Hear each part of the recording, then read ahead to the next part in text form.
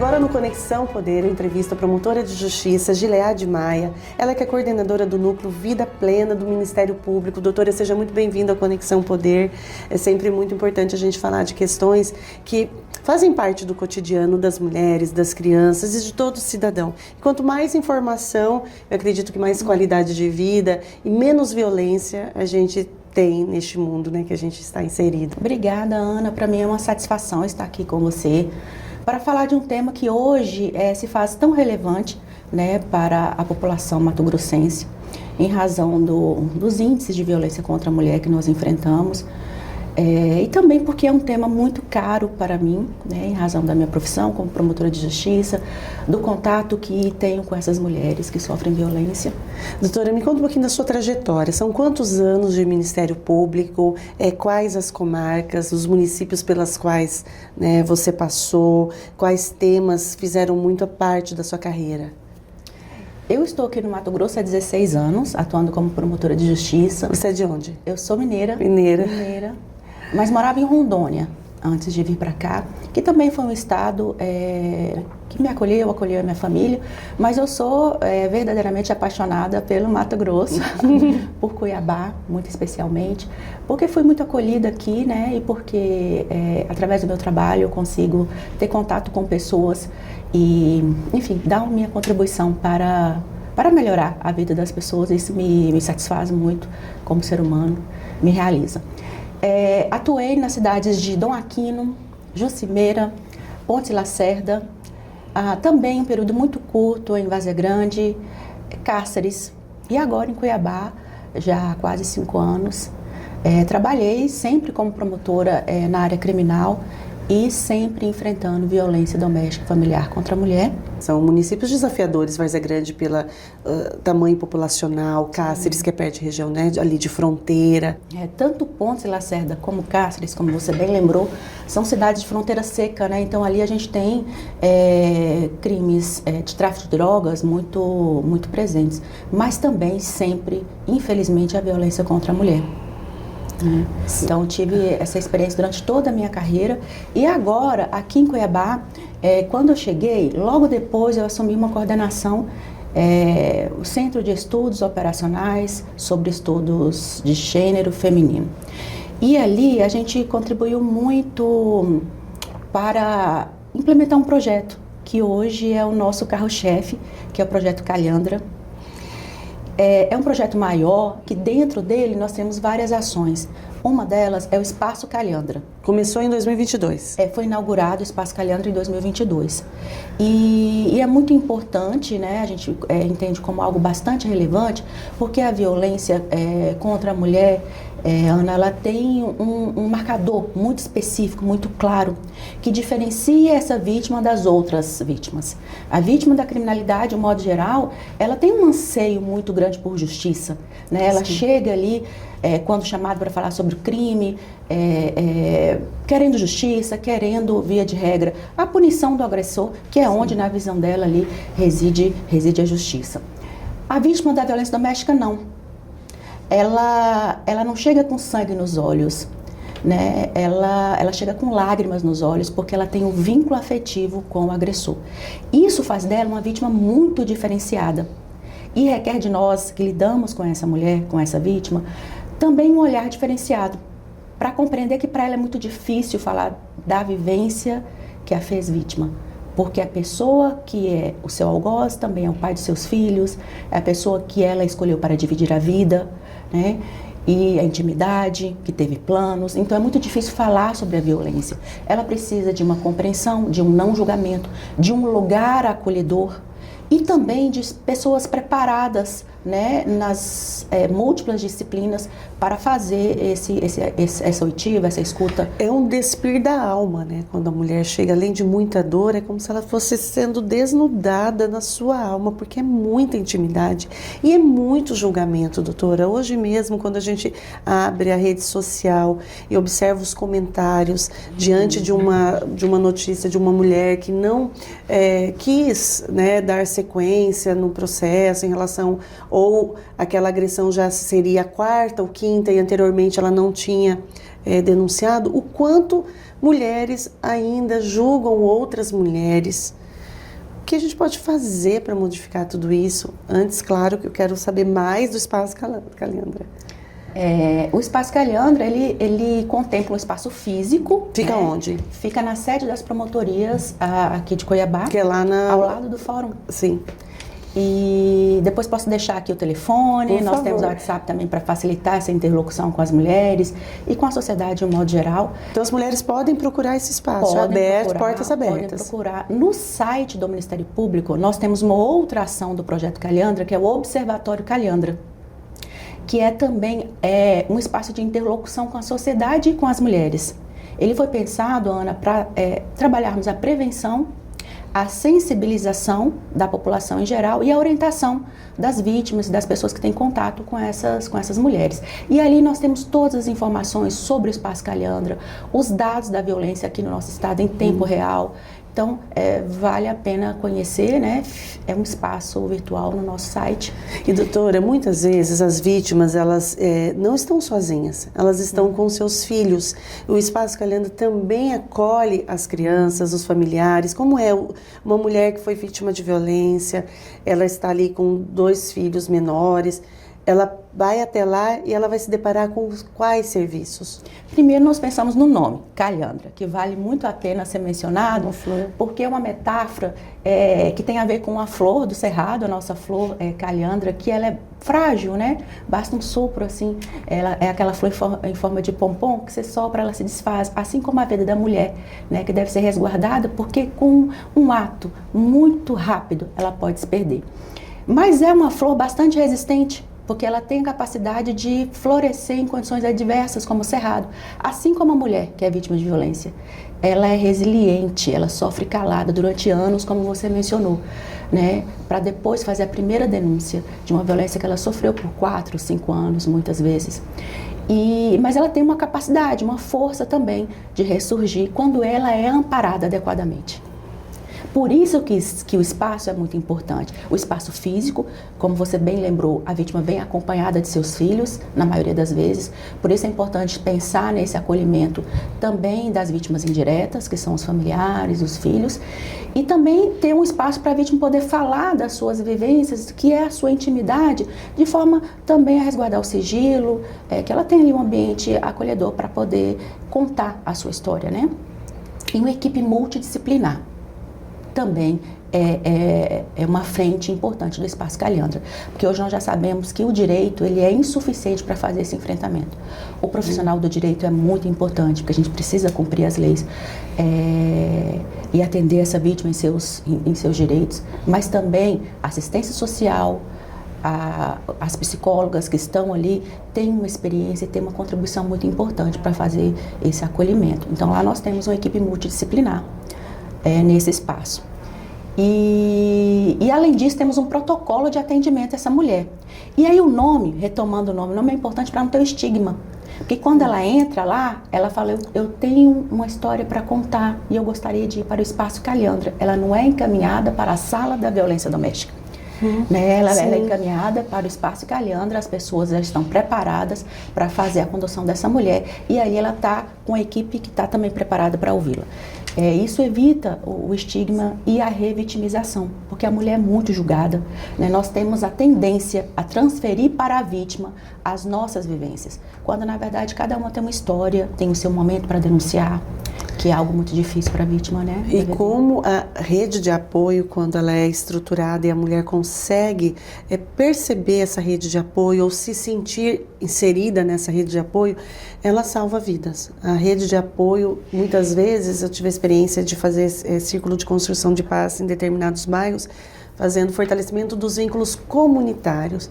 E como depois nos chegava a informação que a rede de apoio formada as redes por mulheres daquelas ruas ali, elas tinham criado redes e inibido agressões, muitas vezes violências que ainda estavam no patamar psicológico. A gente sabe que a violência escala.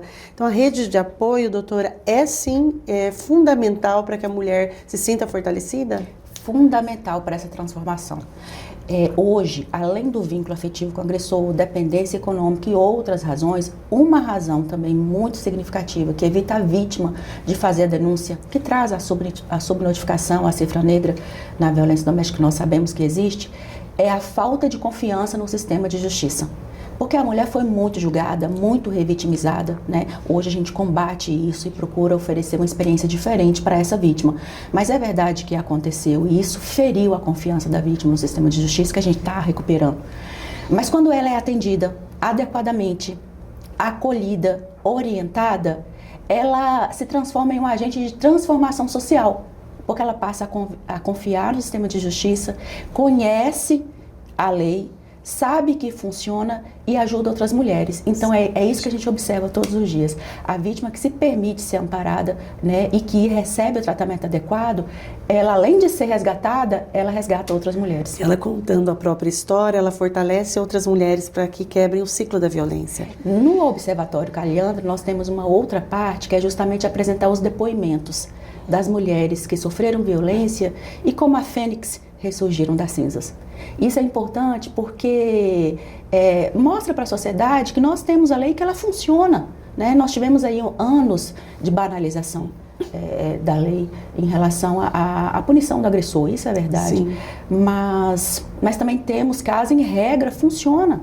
A lei funciona. Se a mulher fizer a denúncia, ela tem pessoas ali vocacionadas, decididas e que tem como missão de vida e profissional fazer esse acolhimento. Hoje é essa a realidade que a gente tem a ser melhorada, mas nós já temos um sistema confiável. Então, quando a senhora diz, por exemplo, a lei, ela é uma lei importante, é uma lei que prevê, né, vários aspectos da agressão, porém, a gente precisava aprimorar o sistema. Hoje o sistema já avançou e a gente precisa também aprimorá-lo. Essas medidas mais recentes, como o pacote antifeminicídio, ele vem para reforçar toda essa percepção do agressor de que ele não vai ficar impune, que hoje a gente tem uma pena maior para o feminicídio, ou a lei ainda tem lacunas que permitem que o agressor seja favorecido em uma certa medida? Hoje, além da Lei Maria da Penha, nós temos outras leis de proteção às mulheres em nosso sistema que é aplicada pelo sistema de justiça, em nosso sistema normativo, que nós consideramos que temos um arcabouço forte. A nossa lei ela é considerada uma das 3 melhores do mundo, né? Sim. Agora, o que nós precisamos? Cumprir a lei. Porque a lei sozinha, ela é insuficiente para garantir a segurança da mulher e a segurança das pessoas de um modo geral. Nós precisamos cumprir a lei da forma como foi pensada e estruturada a Lei Maria da Penha. E, claro, outras leis como o pacote antifeminicídio, elas, claro, incrementaram a pena e isso também é importante. Né?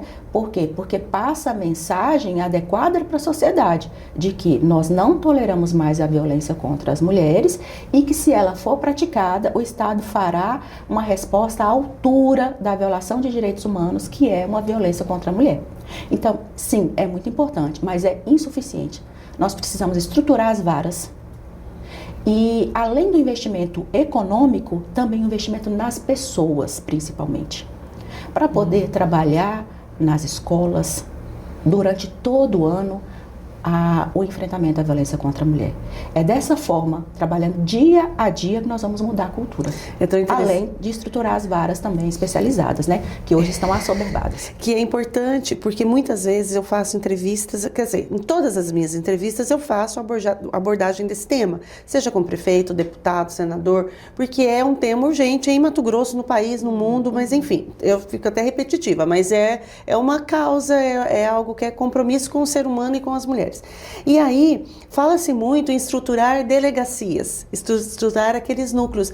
E você vem trazendo essa outra perspectiva de estruturar as varas especializadas. Quando a gente faz um raio-x de Mato Grosso, considerando esse número de feminicídio, de violências, ali sabendo que a gente tem também subnotificações, né? Que nem tudo, os números ali, eles são importantes porque eles nos direcionam em políticas públicas, mas existe um número maior, certamente. As varas precisam ser estruturadas. A gente tem o quê? As regiões todas de Mato Grosso precisam ser olhadas com mais carinho? Ana, nós precisamos estruturar o sistema de justiça como um todo. As delegacias, o Ministério Público, as equipes também multidisciplinares que precisam fazer esse acolhimento de forma adequada, com tempo, com atenção devida, e as varas também. Por que eu falo isso para você? Porque nós temos varas sobrecarregadas em todo o país, em razão dos índices que a gente tem elevados, né? Tem a subnotificação, mas da notificação que nós temos, que geram processos, são as varas mais assoberbadas no país como um todo. Isso gera prescrição que transmite para a sociedade a sensação de impunidade, né? Banaliza também a violência na medida em que fica impune. Isso também tem um impacto no atendimento à mulher, porque é inegável que uma vara sobrecarregada não permitirá aquela atenção, aquele tempo que nós sabemos que deve ser direcionado para essa mulher, né? Então, precisamos sim estruturar as varas para poder permitir um processo mais célere, uma resposta mais rápida e evitar principalmente a prescrição. Doutora, e medidas protetivas, elas são eficazes e como garantir essa efetividade em sua plenitude? São eficazes, nós temos pesquisas que comprovam em vários estados, como São Paulo, Distrito Federal, que as mulheres que sofreram a violência mais grave, que é o feminicídio, não tinham, em regra, a medida protetiva. Exceções, né, aconteceram, mas assim, mínimo. Temos também pesquisas de âmbito nacional que comprovam isso. Então, por isso nós podemos dizer que sim, a medida protetiva, ela salva vidas. Por quê? Porque a medida protetiva, ela tira a imagem equivocada do agressor. Nós falamos que cai a máscara. Porque até que a mulher recorra ao sistema de justiça e busque uma medida protetiva, em regra, esse agressor também é diferenciado. Porque para a sociedade, ele é um homem acima de qualquer suspeita. Mas desde casa, ele é o algoz da mãe de seus filhos, né? Então, quando ela pede a medida protetiva, as pessoas tomam conhecimento de que aquela realidade que elas conheciam não é a verdadeira. No prédio, na sociedade que eles frequentam ali na igreja, na comunidade. E isso sim coíbe a violência, né? Porque as pessoas começam a conhecer quem é aquela pessoa.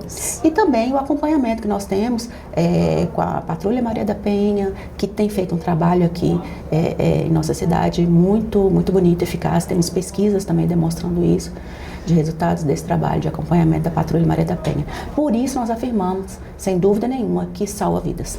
E doutora, a medida protetiva, ela tem sido concedida de caráter de urgência imediatamente?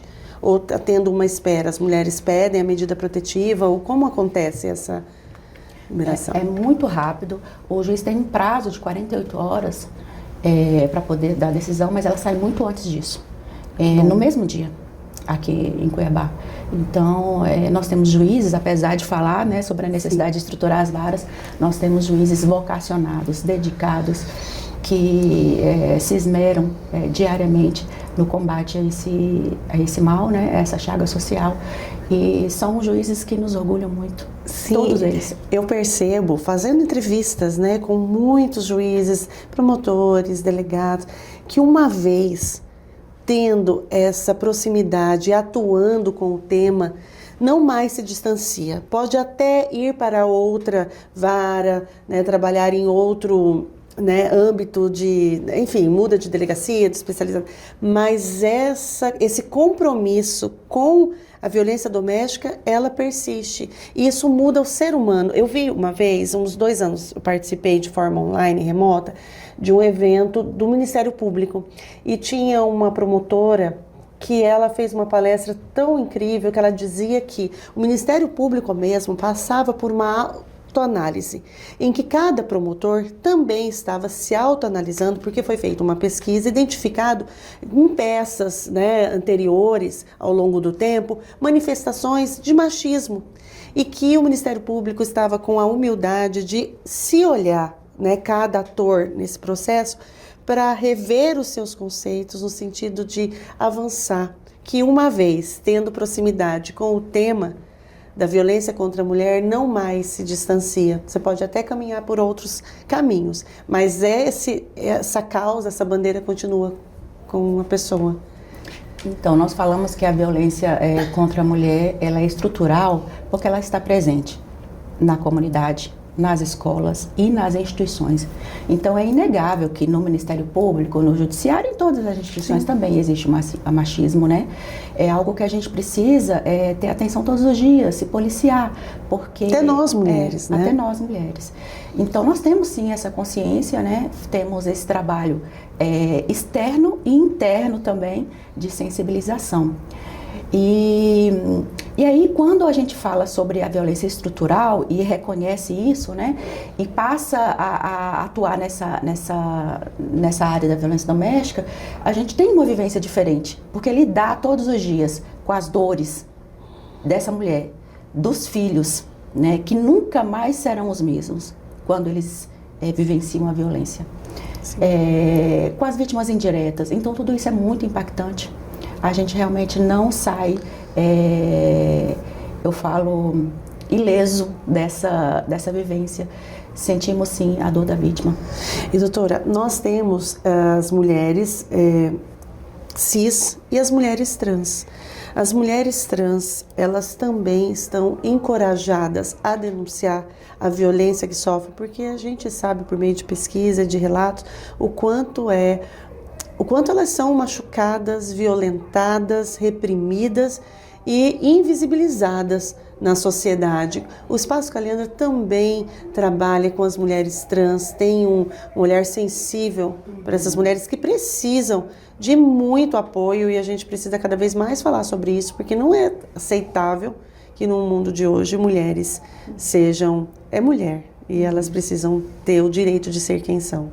Sim, o atendimento à mulher cis, ele foi inserido no nome do espaço, justamente para levar à sociedade a importância de ter esse olhar também acolhedor para essa mulher, que no fim das contas tem uma dupla vulnerabilidade. A mulher trans. A mulher trans. A mulher trans e a cis, né? Sim, as duas, sim. A trans tem uma dupla vulnerabilidade, porque além de sofrer a violência, né, pela sua condição de maior fragilidade naquela relação, ela também sofre a incompreensão da sociedade pela sua escolha, né?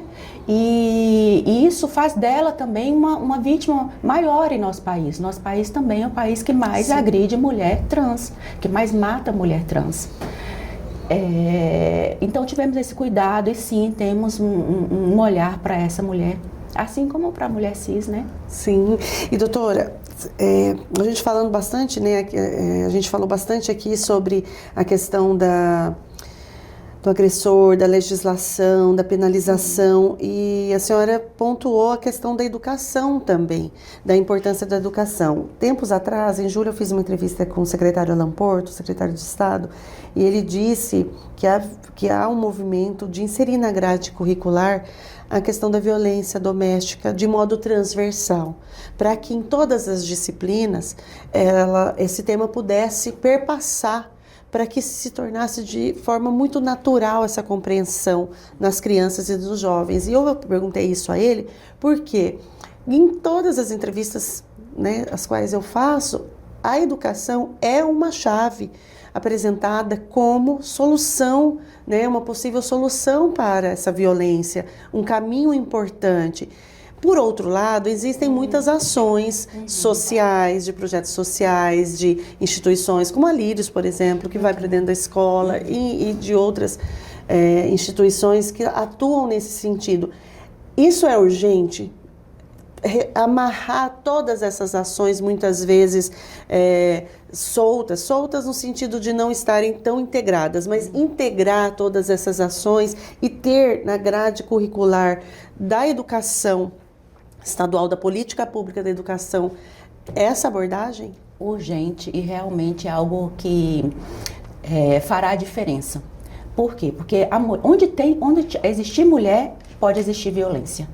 E a vida da mulher não se resume à sua casa. Ela vai para a sociedade, ela trabalha, né? Ela está na igreja, ela está na escola, ela estuda, né? Ela leva seu filho às unidades de saúde. Então, em todos esses lugares, ela pode sofrer violência. Então, todas as pessoas que atuam e têm contato com essa mulher nesses lugares precisam compreender a perspectiva de gênero. né? Justamente para poder para acolher essa mulher que eventualmente sofre violência, para também trabalhar, auxiliar na prevenção.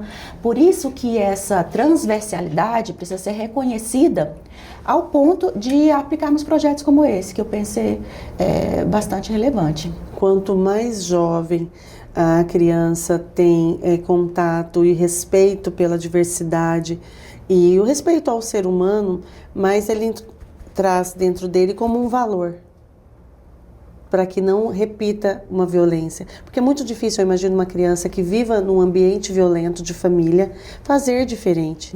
Se aprendeu o tempo todo, diante do relacionamento do pai e da mãe, que um casamento é daquela maneira. Como desconstruir isso? É só por meio da educação, doutora? Por meio da educação e da conscientização de que todos nós precisamos colaborar para enfrentar esse problema, que é um problema complexo. Né? É um problema social. Um problema social complexo, histórico, cultural. Então, nós precisamos, sim, de união de forças da sociedade, das instituições, né? E dos pais, para ter esse olhar ali na hora de conversar com seus filhos, desde sempre, desde quando bebê. Por que a gente afirma isso? Porque os criminólogos fizeram uma pesquisa em todo o país, quando o feminicídio passou a ser uma qualificadora, né? Uma lei que antecedeu o pacote do feminicídio que hoje nós temos, antifeminicídio que temos. E nessa época, eles apuraram que os Brook Homes, que são aqueles lares quebrados, e verificaram que a violência contra a mulher, ela pode ser a causa da violência como um todo em nosso país, que é um país muito violento. Por quê? Porque a criança, ela aprende a resolver os seus conflitos através da violência, né? E ali ela reproduz o que ela viu em casa, ela reproduz na escola e na sua vida quando adulto. E a menina, ela aprende que ela deve ser submissa. Por isso que reproduz também a violência quando ela é adulta, né? Então, sim, os pais precisam estar conscientes da sua importância nesse enfrentamento. A sociedade, as instituições, todos nós. Os homens, uma vez agressores, têm recuperação? Tem recuperação, porque ele não nasce agressor, ele aprende, né, nessa cultura que nós temos em nosso país, muito machista, a lidar, né, no relacionamento de uma forma a subjugar a mulher, a oprimir a mulher e a violentar a mulher. Então, se ele aprende a ser agressor, ele também pode aprender, né, a respeitar a mulher, a protegê-la e ampará-la. Doutora, na sua opinião, mulheres em espaço de poder, elas ocuparem esses espaços, seja no legislativo, no executivo, no judiciário, no Ministério Público, né, em espaços importantes como esses, fazem a diferença? Fazem a diferença porque, além de trazer o olhar feminino, que afinal de contas representa 50% da população, então é justo que essa metade esteja bem representada, né? Além de trazer esse olhar, também traz um exemplo para as outras, para as meninas, de que elas podem ocupar espaços, de que elas devem ocupar espaços, né? Um espaço que é nosso. A gente deve ocupar, se preparar, estudar, se qualificar, né, para levar a nossa mensagem. Eu acho que isso é importante para a sociedade como um todo.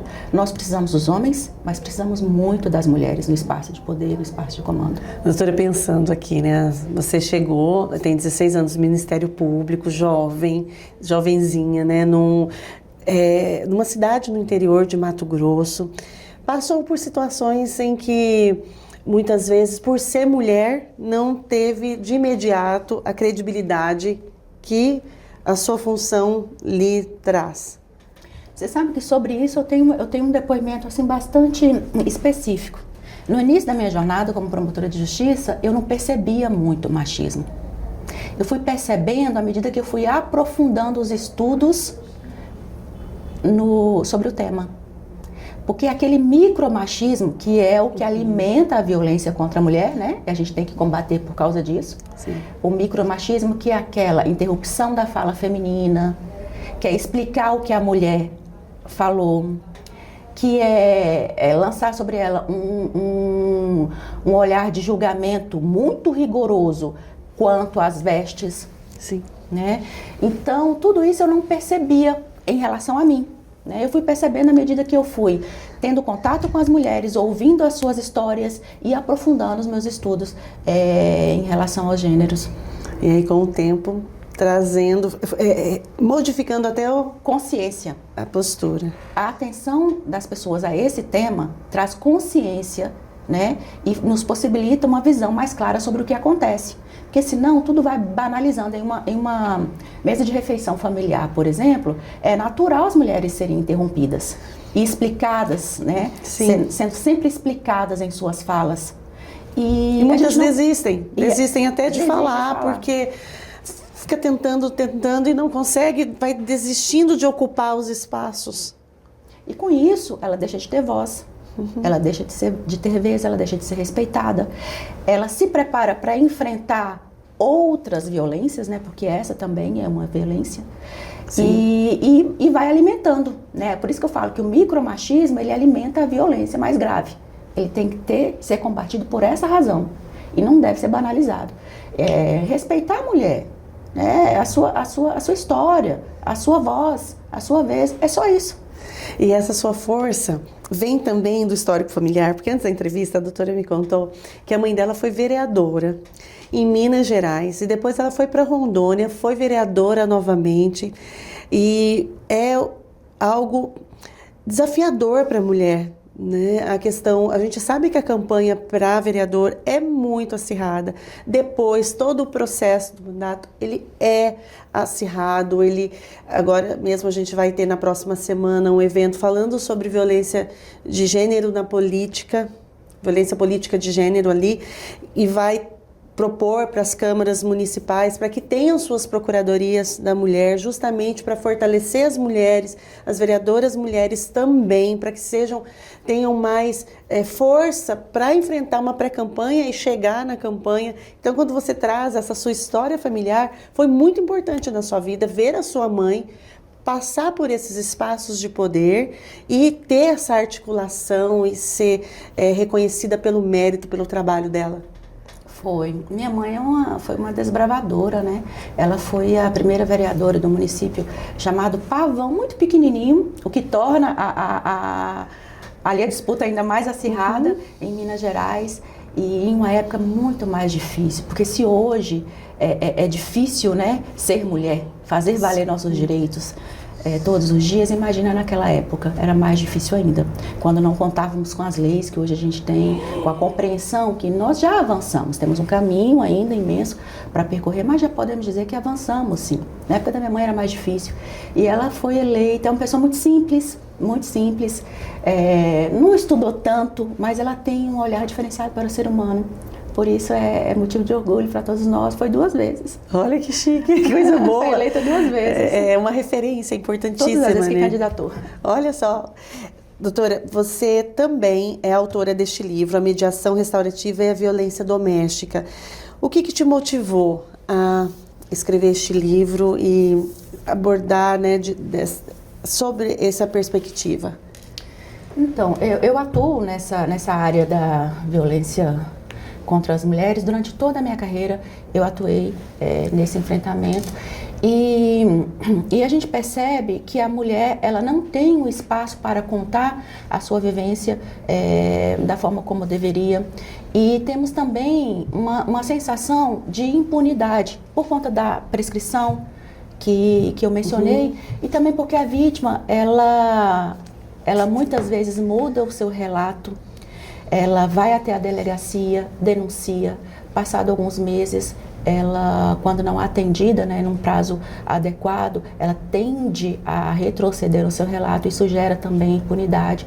Então a gente tem ali uma sensação de que precisamos melhorar nosso sistema, por essa e por outras razões também. E oferecendo a essa mulher um espaço dialógico, para ela poder participar da resolução do seu conflito, uma busca para a efetiva reparação dos danos, e punição do agressor também, que é muito importante.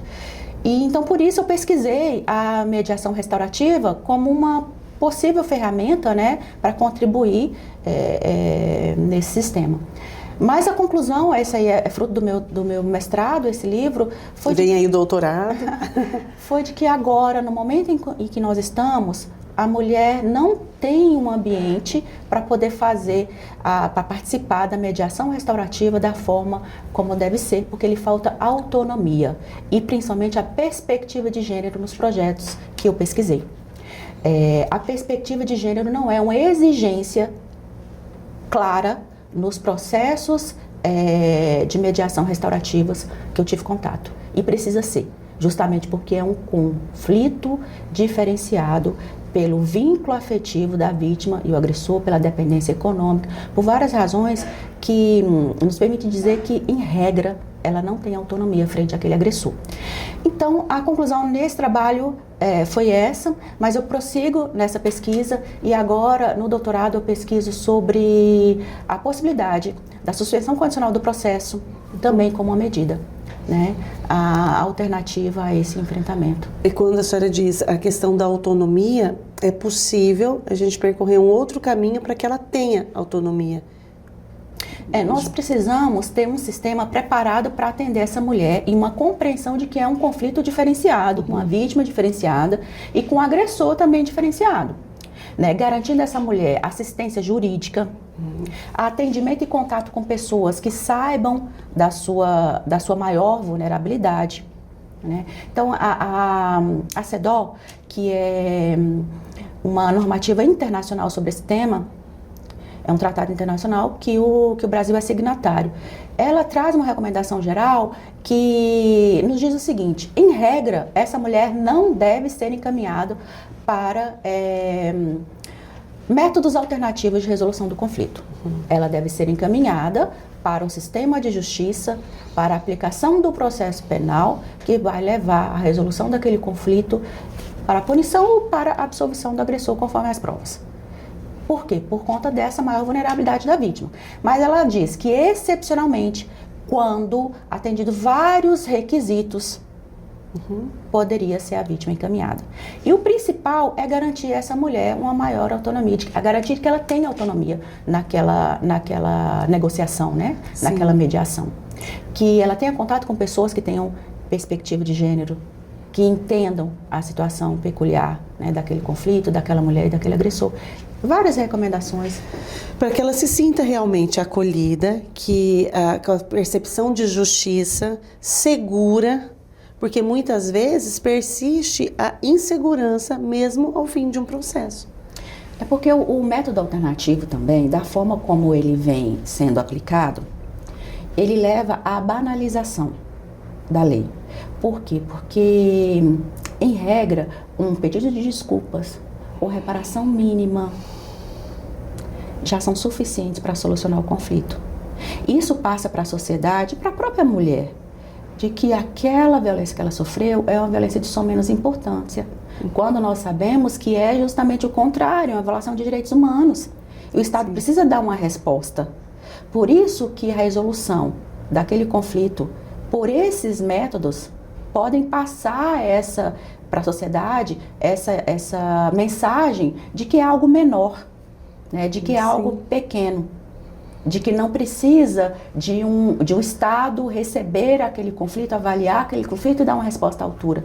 Então, é mais um risco que nós temos de banalizar a violência contra a mulher. Eu me lembrei de um caso que é muito, né, que é notório, para a gente ir encaminhando para o encerramento, que foi a situação do cantor Vitor, da dupla Vitor e Léo, em que ele houve ali a agressão, mas num primeiro momento ele negou e depois as imagens de segurança mostraram ele realmente puxando a mulher, que na ocasião mulher grávida do segundo filho dele, me parece. Hoje eu até revi essa cena. A empurrou dentro do elevador, deu chutes nela e aí depois ele foi condenado a 18 dias e o pagamento de uma indenização, 20 mil, segundo, né, as notícias. E aí depois, quando ele tentou voltar com o Léo para fazer shows, houve uma comoção no país diante disso, porque se revisitou a violência né, praticada. A imagem foi fundamental para que as pessoas acreditassem, porque as pessoas não acreditavam, os fãs não acreditavam. E aí, quando as imagens vieram à tona, ficou ali, tá aqui, tá claro, é só assistir. E mudou totalmente o curso, né, da vida dele em relação à carreira artística.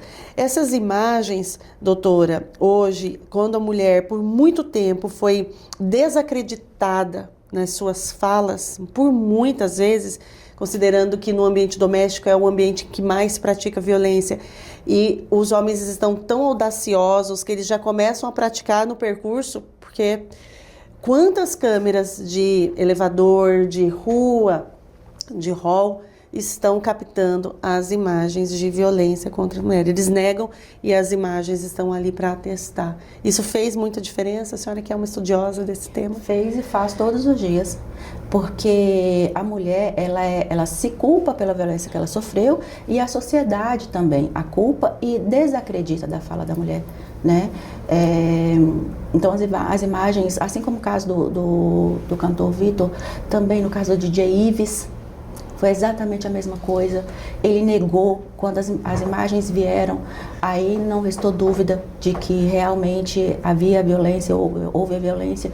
E aí ele gravou um vídeo culpando a vítima, mesmo depois das imagens, né? E passou a ter inúmeros seguidores depois do vídeo, porque as pessoas, mesmo com o vídeo, nesse caso que eu cito, tiveram a tendência a culpar a mulher pela violência que ela sofreu. Ainda é uma realidade e as imagens ajudam muito, sem dúvida. Até para desconstruir, né? Toda essa imagem que o agressor faz de si, como se ele fosse a vítima da história, querendo inverter. Doutora, para a gente encerrar, deixa a câmera aberta para algumas pontuações que a senhora acha importante deixar aqui para o nosso público em relação a esse tema, em relação a este ano tão difícil que a gente está tendo em Mato Grosso. Nós terminamos agosto com 36? 36 ou chegamos a 37? 36. 36 feminicídios, que é um número preocupante e urgente para se olhar e se movimentar. Ana, todas as vezes que eu tenho a oportunidade de falar sobre esse tema, eu procuro falar com as mulheres, de um modo geral, especialmente com as vítimas, para que elas acreditem no sistema de justiça, né? Nós temos uma lei que é bastante completa, que precisa sim ser aplicada em sua integralidade, ainda enfrentamos esse desafio, mas ela funciona, a medida protetiva funciona. Então, se tomou consciência de que é vítima, porque muitas vezes a vítima não sabe que ela é vítima de violência, né? O que ela mais precisa é de informação para se reconhecer como vítima, muitas vezes. Mas ao tomar essa consciência, denuncie, não aceite a violência, não. É muito importante para que você não sofra outra violência mais grave, porque há sim uma progressão de violência. Se essa pessoa não for atendida, se ela não for tratada adequadamente, ela tende sim a progredir para a violência mais grave, né? Então denuncie na ameaça, não espere a agressão. Denuncie, dê a oportunidade também para esse agressor enfrentar o sistema de justiça e modificar seu comportamento, né? E denuncie. Existem pessoas aqui em Cuiabá e no nosso estado, Mato Grosso, preparadas e decididas a acolher vocês. Denuncie. Minha entrevistada de hoje, Gileade Maia. Muito obrigada, seja sempre muito bem-vinda.